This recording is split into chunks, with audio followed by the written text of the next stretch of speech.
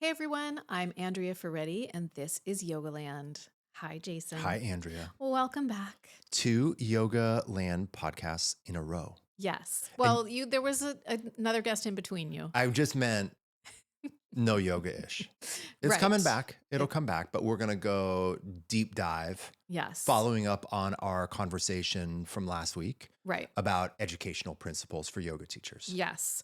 We're going to talk about educational principles and how to plan a month-long yoga series, right? Yes. But I want to do some housekeeping first. Yeah. Because you've been hard at work, working your little tushy off. I have.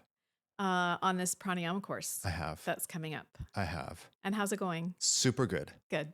Yeah, I'm really excited about it. I'm past the, oh my God, this is really overwhelming phase. Yeah. First you have the this is going to be great. I'm so excited. And then you have this is really daunting. This is a lot to create. And now I'm in the very final segment of filming. So I'm feeling really good about it. I feel good about everything. Good. Yeah. Good. I'm excited about it. Yeah, me too. And then you also just announced your first trip to London this year. So when is that? What's going to happen? Tell us all about it. Yeah, June 9th to June 13th. I am doing a London yoga retreat. So this is for teachers, practitioners. We're essentially going to do an urban retreat at Mission in London. And it's just the best studio. And we're going to practice in the morning, in the afternoon, nice long lunch. And I'm super excited about it. It's not like a conventional retreat where we're all going to sleep in the same place. It's an urban retreat, It's baby. an urban retreat. Yeah. So the difference is of course, there will be educational components and teachers are going to learn all sorts of things that they're going to be inspired from and be able to bring to their students. This is really a practice-focused week. This is like an indulgent, self-focused week. Yes. Yes. It's like if your yoga retreat was a spa. Yeah. So can people enroll in that already? Okay, so here's the deal. In order to enroll, enrollment is going to start on March 25th. Okay, that's really soon. It's really soon. So it'll just be a day or two after this episode releases. Okay. So this episode will release on a Sunday. It's registration opens on Tuesday. Got it. And it's going to fill really quickly. So if you want to join, show up. Mission's website. I think it's mission1e.com, right? Okay. Sounds I believe good. that's right. Mission1e.com. Yep. And then also if you want to be on the wait list for the pranayama course, we're launching that in early April. And I'm just getting all the details together for you that I will send out to everyone once I have everything all set. But you can join that wait list at jasonyoga.com/breathwork. Yeah. To learn when that goes on sale. Yep. Okay, great. Yeah. So are we ready? We're ready. I want to I don't know if you're going to be okay with this or not. We're live. No, I want to preface this by saying you've got your adult braces on. I know. I'm so proud of you. I have my Invisalign in. Got your Invisalign. Yeah. Dr. Daniel Adams in Carlsbad, California. We love him. Go for it. Amazing. Yeah. Big plug for Dr. Daniel Adams. Can you hear any of my lisping? Well, that's kind of why I said it, because in case anybody could hear lisping, I can't hear it, but I don't know what the microphone's going to pick up. You know what's actually really interesting? And we could make this a yoga-ish really quick because you and I can just totally be self-indulgent in our narrative really quick. So I'm going to be quick on this. The hardest words for me are F's. F's. And you know what's really weird? I think it has to do with the space between my teeth. Aww, with the upper gap. Because when I say F, it's like there's like a lot of air. It's like there's air that goes through my teeth, but with the Invisalign, because the air is blocked, it feels weird. So if you hear a little Daffy Duck sound from Jason, just tune it right out. Yeah, Focus I'm getting on the daffy content. anyways. Yeah, exactly. Yeah, get me while I'm good. I got a couple of Exactly. solid years left. Okay. Okay. All right, let's jump in. So we want to just first set the scene and talk about why it's important to think about a long-term approach when you're creating your classes as a yoga teacher. This is so hard. So I want to say this. In our last conversation, we primarily focused on best educational practices to consider when teaching an individual class. And for so many of us as yoga teachers, that's where we spend all of our focus forever and always. We just think about one class at a time. And for me as a yoga teacher and for me as a student, at some point, we start to really run into a ceiling of what we can teach Yeah. one class at a time. And when we think about skill developments, whether they're interpersonal skills, whether they're postural skills, when we think about learning, when we think about tissue adaptation, trying to get stronger or more flexible or more skillfully embodied, Mm-hmm. it takes time. Mm-hmm. It takes more than a class at time. And so the main takeaway from this conversation, and don't panic, don't freak out, don't like rush. I really want teachers to think about more than one class at a time. Mm-hmm. I want you to start to think about a month. Okay. And I just want to reflect some of my most excited I have ever been as a student was a student in college when I would get the curriculum, when I would Mm-hmm. get the syllabus. Yeah, it was always the fun part. Yeah, especially if it was a class you liked, Mm-hmm. right? If it was a class you're like, oh, this is going to build a story. Mm-hmm. And as yoga teachers, yes, we want to teach single one-off good classes, but there's something bigger there. And so I want us to really think about us as educators in this context. And we want to start to embrace a longer time frame of how we're thinking about teaching. And if we just think about 1 month at a time, Right. right? Like somewhere between 3 and 5 weeks of progressive content, we can do it. We Right. can Right. Right. absolutely do it. Okay. Yeah. So we have a couple of approaches that we want to talk people through. The first approach is thematic or progressive sequencing. So what does that mean? Okay. So in the simplest format, we can take, and I'm going to say a month, but I want everyone just to realize I don't want you to be rigid around the time frame. Even though I'm going to say a month, don't hold yourself to that. It might be longer, it might be shorter. So what we want to do in this setting is to say for a month, I'm going to have an anchor. So every class that I teach this month, and I'm going to give some a little bit of like an asterisk at the end. Okay. But every class that I teach this month, I'm going to retain something that stays the same. That thing might be thematic. That thing might be a postural progression. And I'll give a couple of examples of both. Okay. So theme might be strength.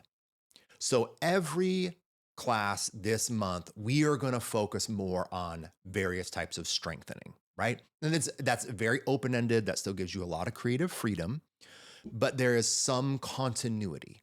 Another example might be some philosophical or human emotional precepts or practice, self-compassion, right?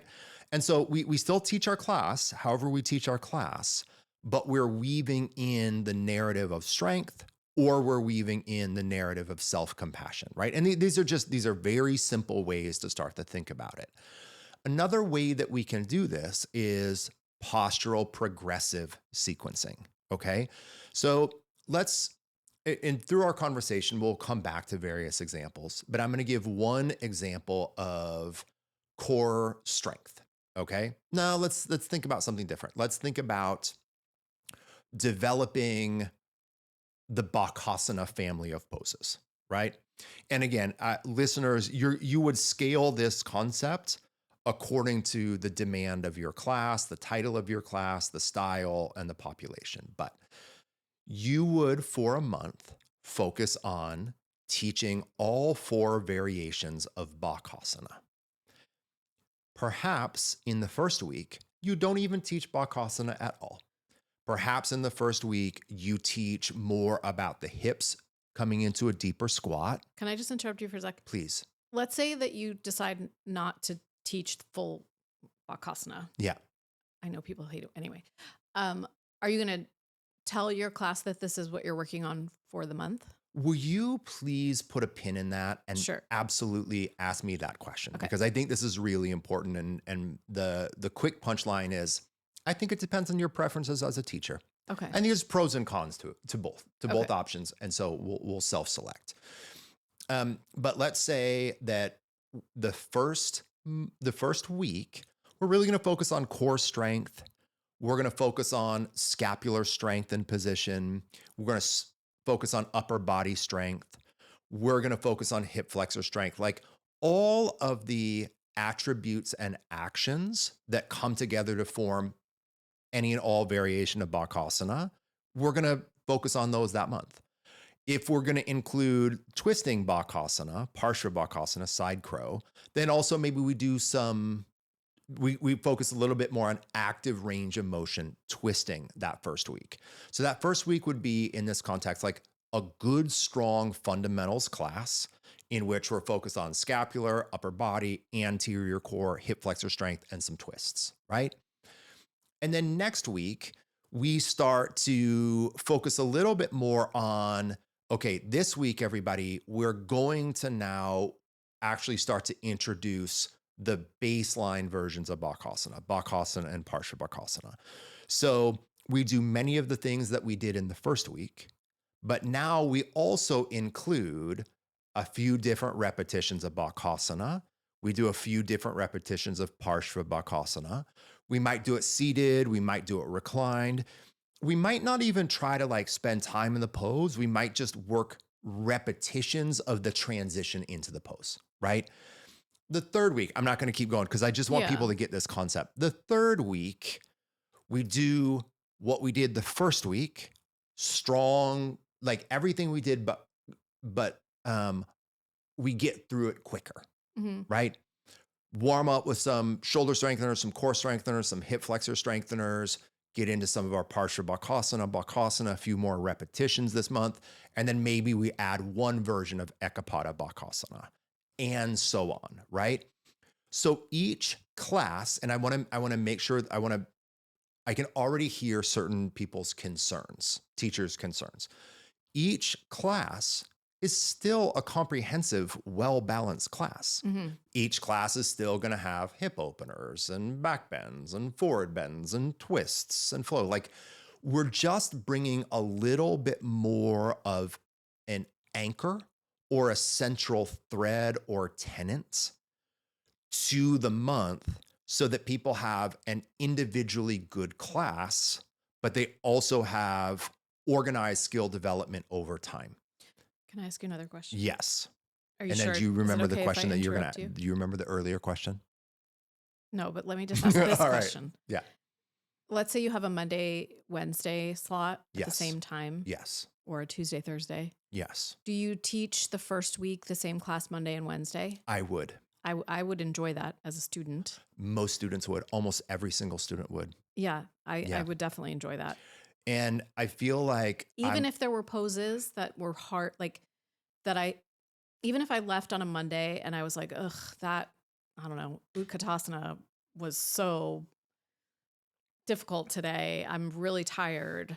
I would be happy to repeat it on the next day because I would know that I would have another, I don't know.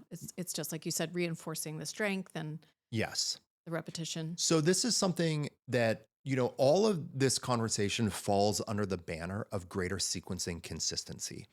And this is something teachers are terrified of. But for me, I've made a good professional living. And my central tenet in sequencing is consistency over time. And when you look at the most globally popular styles of yoga, they're almost all set sequences. That's true. They really are. Yeah. So I understand that we can feel insecure about being repetitive, but repetition is how people learn. It's how people develop skills. It's how people develop comfort. And when we're focused on progressive skill building, you really want, if next week we're going to do something similar, but we're going to include a related thing that's a tiny bit harder, then it's good to have repeated the same thing Monday and Wednesday. And I'm going to say one more thing. No student is going to know.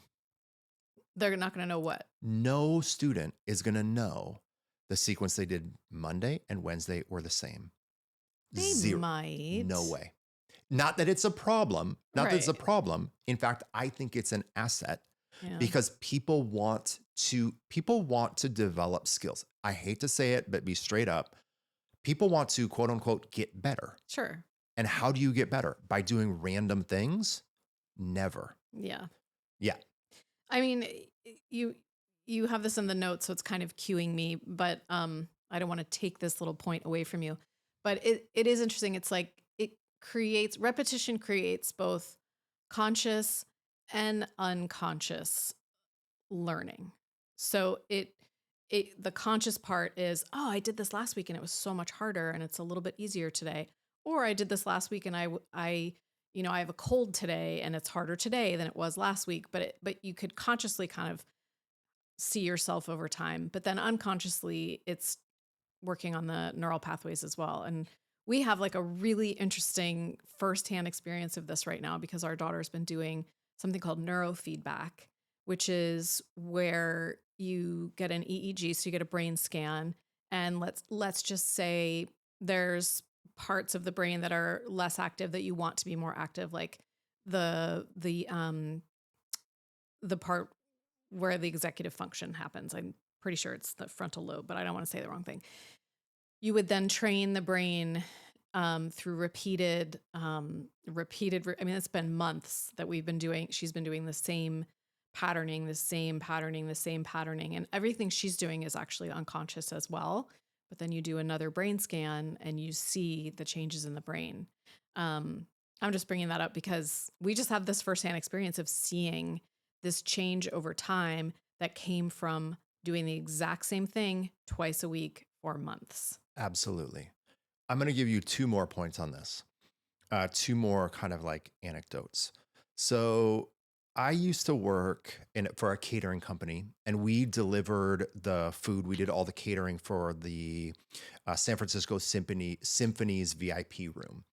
And so we would be there like setting up the events every Friday before the symphony did their symphony concert. And where we would set everything up was in literally the exact same space as all of the professional musicians would warm up. Mm-hmm. And they would all spend an hour warming up, and we were there 100% of the time they did it. And what do you think they warmed up with? Scales. Same thing every time. Yeah. Everything. Every same. time. Watch like second one. There was a former well-known professional NFL receiver that did a workshop with me in Bethlehem, Pennsylvania, of all places. Mm-hmm. I point at you because you lived there, Mm-hmm. you grew up there. And this was years ago. And we had dinner with a group afterwards. And I said, okay, I have a question for you. Compare your practices in the NFL and your practices when you were 10 years old. How different were the drills? And he said, no, they're pretty much the exact same thing. They were just faster. It's just like ballet. It's literally just like everything. So this is where it gets to the idea that we shouldn't teach the same class a couple times is not, let me just say this. It's not sustainable. It's really. It's not grounded in efficacy. It's grounded in insecurity. And I understand insecurity. I said this in last conversation. The last thing that we want as a yoga teacher is to be boring. So we start to grab at straws and we think like, oh, it's always got to be different. It doesn't have to be different. Your students get bored, not because you're doing random things, but because they're not progressing. And the best way to help a student not progress is to always do random things. Okay, so I remembered my previous question, which was, should you announce the theme of that month or not? I do. Yeah. And I actually announce it. This is another educational principle, which is at the beginning of class, I always I kind of alleviate fear, okay? Because I teach a Vinyasa based class, okay? So I'll say, Hey, everybody, welcome to class. We're going to have a good, strong, all around balanced practice like we always do. And we're going to have a focal point today in this month. We're going to focus a little bit more on building anterior core strength, shoulder strength, and we're also going to work with the Bakasana poses. So if you love these poses, great. You get to do them a bunch. If you don't love them, it's okay. Like you get to work with them, right? Mhm. And there's always going to be an alternative anyways. Then teach the class. And then at the end of class, everyone, thanks again for practicing. We did a balanced practice. We focused on strengthening the midsection, working Bakasana. If you did a great job in Bakasana, let it go. If you struggled with Bakasana, let it go. Let's come back tomorrow. Let's come back next week and keep building on this. Everybody, I'm telling you right now, for the few people that you're concerned won't like that, there are that many more people who not only will like that, but they're going to see the value of that class because they're going to be like, oh, I get to work on something. We're connecting the dots for our students, Right. right? Now, one more thing about this, which is I like to spell it out. You know me, like I'm a communicator of like feelings, Mhm. right? And so as a yoga teacher, I'd rather over communicate than under communicate because that fits my style. Mhm. That being said, I don't think you have to as a teacher. I think it really comes down to your preferences and your personalities. Mhm. Yeah. Okay. Yeah. Okay. Okay. So we want to also talk about the advantage of teaching skills step by step and being able to scaffold the Yes. learning. Yeah. So step-by-step learning and scaffolded learning are core educational concepts. They're core educational practices. And they really speak to the heart of what I was just talking about, right? So, I will say, I'll kind of like break it down this. I'm going to tell a story that I have told in pretty much every teacher training program of mine, but I haven't told it on the podcast, at least in a long time. And it completely relates. I don't know if you remember this at all, but do you remember when I got the KitchenAid stand mixer? I think I know the story. Okay. So I don't remember you getting the mixer. No. So I got the KitchenAid stand mixer like 15 years ago, At 16 at years ago, least. a Yeah. long time ago. Mhm. I was like self-improvement project. I was going to learn to bake. Long story short, I wanted to make the first thing and you had to remove the bowl, Mhm. right? And I was like, I kept turning the bowl. I took it out of the box. I couldn't turn the bowl. And like all the yoga was out the window. I was cursing at the thing, blah, blah, blah. You said, what's the matter?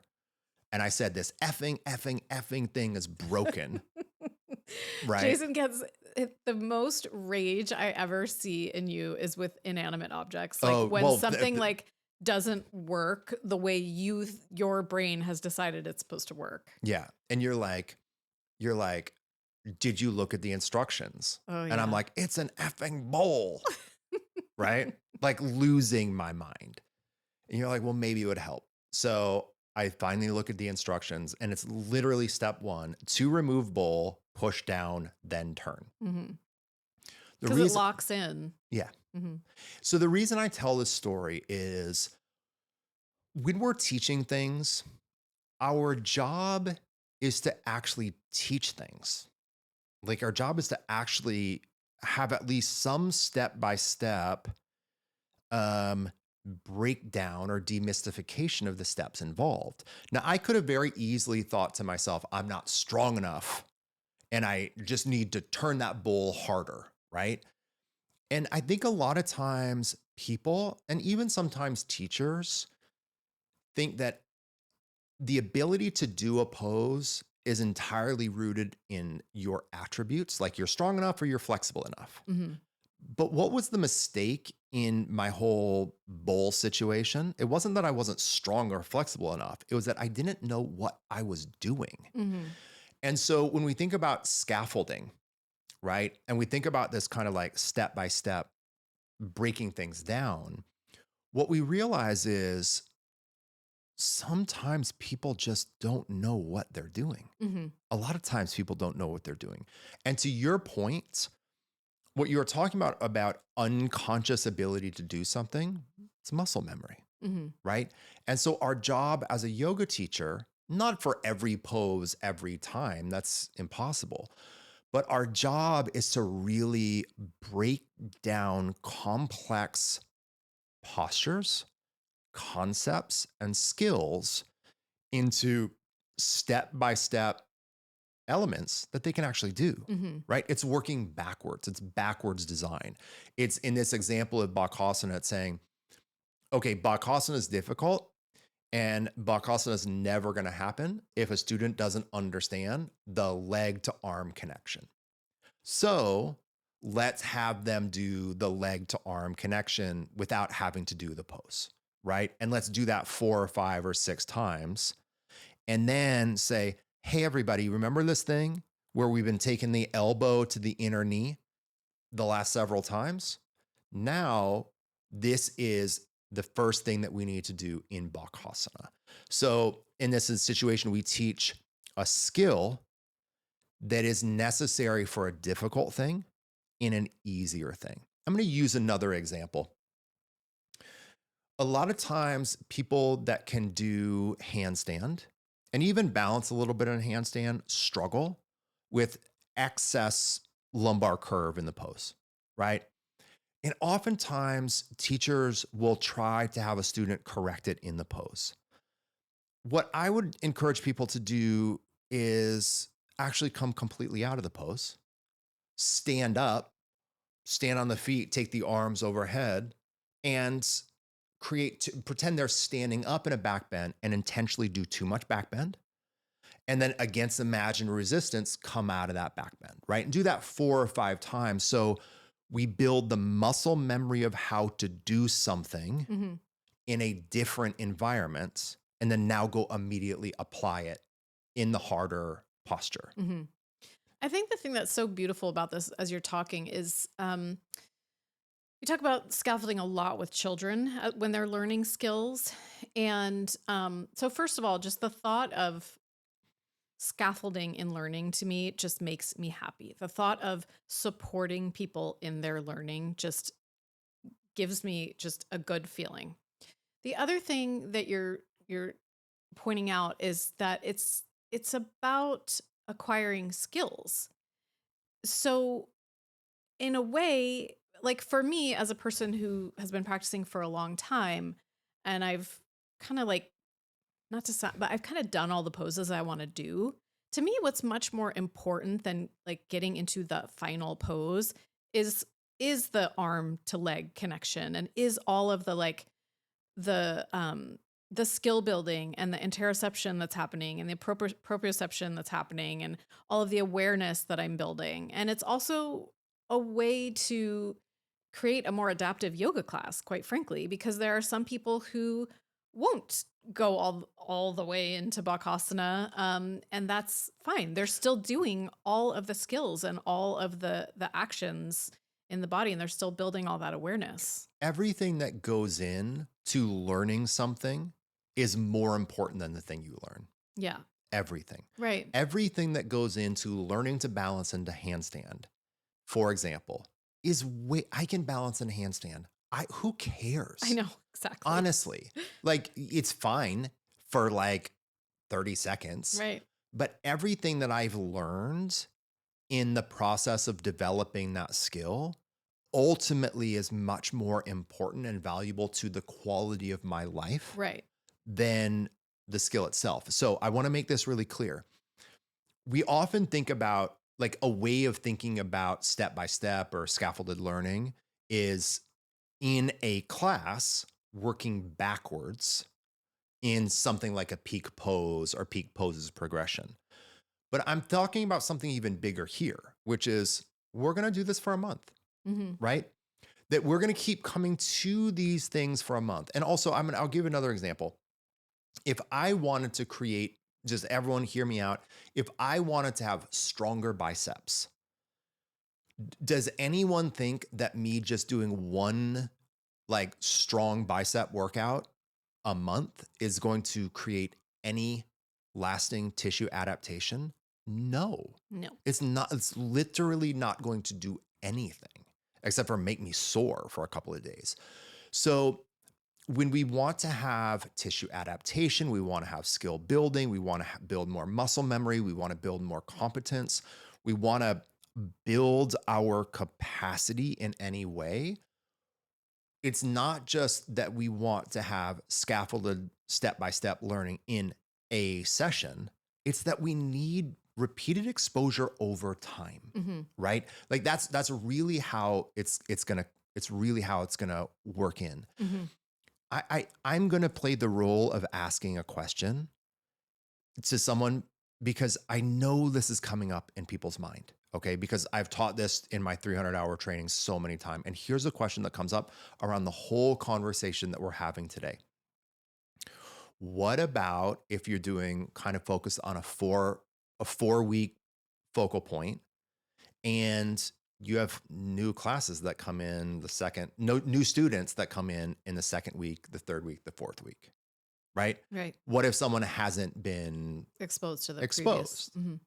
What if someone just comes in, right? And the reality is that will happen. And the answer is, well, then that person will get a good individual random class like they would if they came to any random class. Mm-hmm. Because another way I want everyone to think about this is let's plug one of our favorite TV shows right now, written and created by our friend Michael Bryan, AP Bio. Right? Let's just kind of think about like any show. What do you have in a series of television? Each individual episode has to be self-contained. True. Every individual yoga class is going to be a good, well-rounded yoga class. It's going to have a beginning, a middle, and an end. And also, unless it's sketch comedy, right? If we're thinking about something like AP Bio, there's a narrative arc It's over even more the fun season, if it connects episode right? to episode. Yeah. Right? Or like serial novels. Like I'll read like detective novels, right? Each novel has to be completely self-contained. Mm-hmm. And if you read a series of them, you build a deeper relationship. Mm-hmm. So that's what I'm getting at. If someone just comes in to your fourth week, well, then they're going to have a banging Bakasana class. You know, Right. it's totally fine. Then they're getting a good self-contained random class. Yeah. There's literally no downside. So when you were talking about the repetition over time, is that what you're referencing when you talk about spaced repetition? Yes. Okay. So spaced repetition, right? So this is kind of something interesting when I'm doing research about educational concepts. One of the things that comes up is that forgetting is part of learning. Ah, Forgetting is part of learning. because then you remember. Yes. So virtually no one learns everything the first time they have exposure to it. Right. When I teach anatomy, especially anatomy, I make the biggest point at the beginning and say, listen, you are not going to remember all of this the first time through, the second time through, the third time through. No. You're not doing this trying to like memorize everything. The first time through, you're just trying to enjoy it and see what sticks. That's it. Mm-hmm. And then over time, through repeated exposure, you're going to learn more, but you have to factor forgetting into learning. Mm-hmm. So as a teacher, we can't possibly think like, I'm going to teach people to do side plank today, and then they're always going to know how to do side plank. Even if they're like, oh my God, that was amazing. That was the best side plank I've ever done. Next week, they're gonna be like, I literally have no idea how to do that again. That's how we are. Yeah. Right. Otherwise, like we would be robots, right? Just like, so with spaced repetition embraces the reality that people are going to forget what we are going to teach them.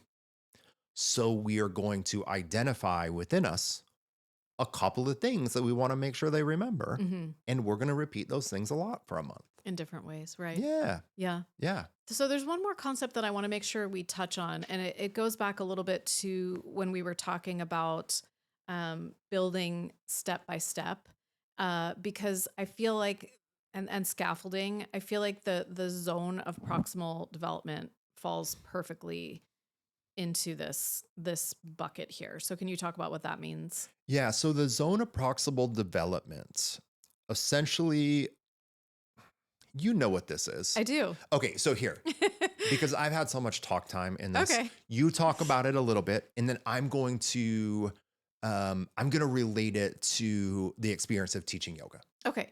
So the zone of proximal development is when you're a teacher is what you want to think about for your students. So you want to have the learning be at a level to which they can understand it, but they're also growing.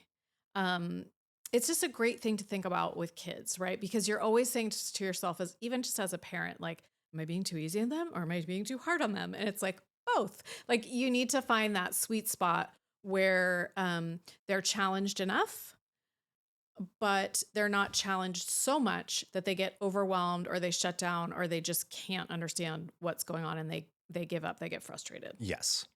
And as a yoga teacher, this is one of our biggest day-to-day challenges because there's such a range of students that come to all of our classes that different people have different experience, attributes, and existing skills.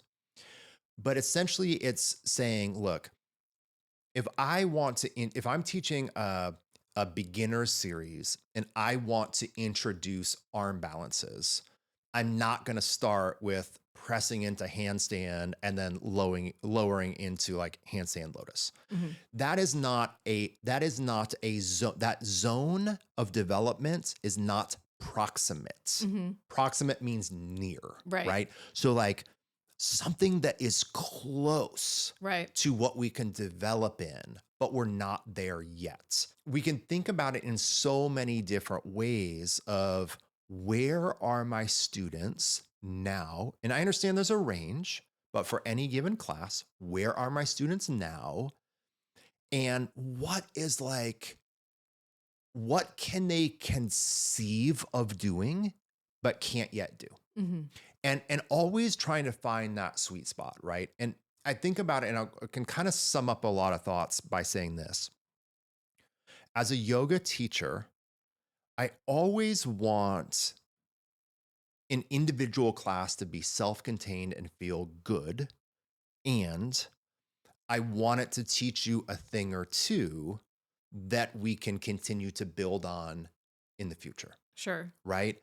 And another way of thinking about this, or it's related but somewhat different, is as a teacher, I always think about wanting to have just enough newness and freshness and honestly novelty in any given class or sequence so it feels a little different, and yet enough consistency and enough repetition that there's mastery development, Mhm. right? Mhm. And I feel like this zone of proximal development is a good way of thinking about the novelty part, Mm. right?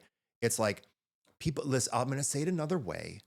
People actually want to be challenged. Mhm. Most people want to be challenged. People that are given adequate support, people that are given adequate, like an out, people that are supported. Choices. Mhm. Yes.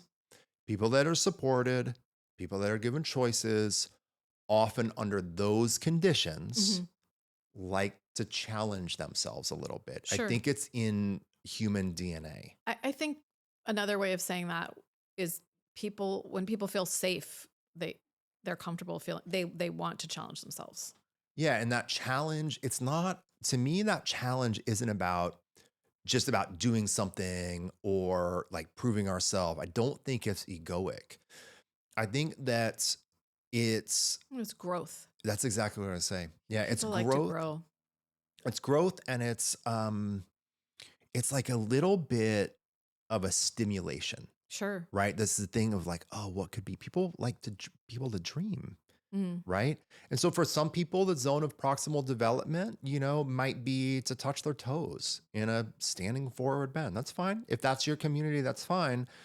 For other people, it might be pressing handstand, right? But always kind of taking a step back and thinking, all right, if I had this same group for a month, and I know you don't have the same group for a month, that people are going to come and go, but if I had this group for a month, what could we maybe refine? And what could we maybe start to develop or lay the groundwork for? Hmm.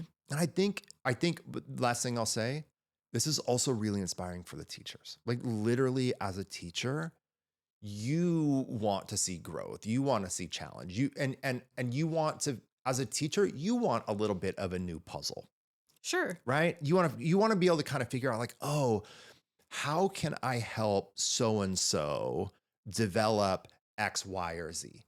Right? I mean, Hmm. that's like a big part of the fun part of our job. Hmm. Yeah. Yeah, I think you can sense engagement with your students. You can sense when their mind is engaged in what they're doing in the process. I don't think I'm not talking about like physical engagement. I'm talking about like that mental engagement, and I think seeing that has got to be really gratifying.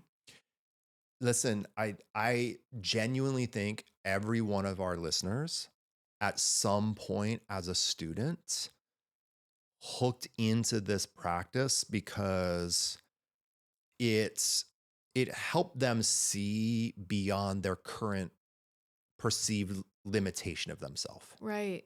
right? Absolutely.